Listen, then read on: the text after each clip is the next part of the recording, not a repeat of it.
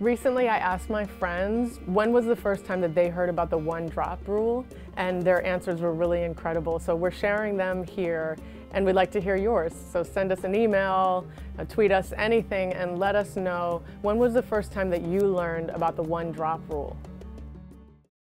I self-identify as mixed, but I am politically black.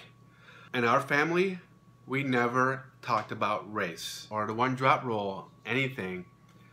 And so basically I just intuited that there was a one-drop rule because I was defined as black growing up as far as my experiences. My dearest friend growing up who called me contraband because he learned about the phrase he read something about slavery, and that a slave that was seeking freedom, if they're caught, it were considered contraband, and he thought that was funny.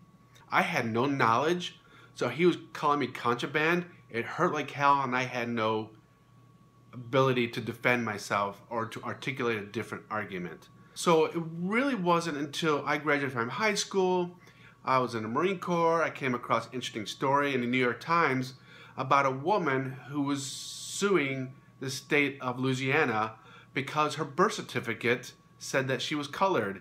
She was raised white, she self-identified as white.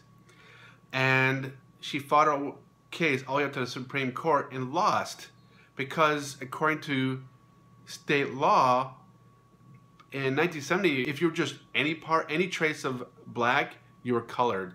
To 1/32nd black, you were colored. And she had 3/32. They even went so far as to hire a genealogist, and that's when it was discovered that she had 3/32 black.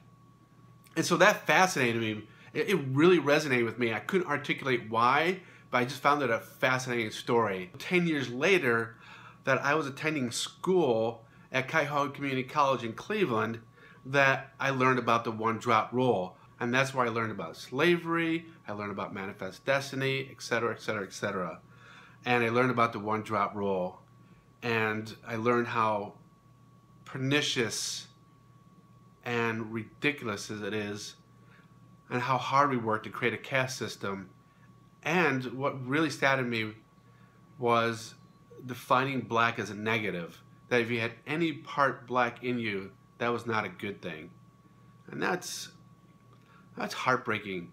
That nobody should ever have that experience. And it will end because of people like Fanshen who are creating this space for us to talk about elements of racism, such as the one-drop rule. And I'm very appreciative and have much gratitude for allowing me to share my story of how I learned about the one-drop rule. Don't forget to subscribe to the channel to keep up with the latest one-drop news and other videos. Do you have ideas for more video content? Tell us what you'd like to see. We'll see you next time to share more drops of love. Be sure to tell us by commenting here and on Twitter and Facebook how you are spreading drops of love.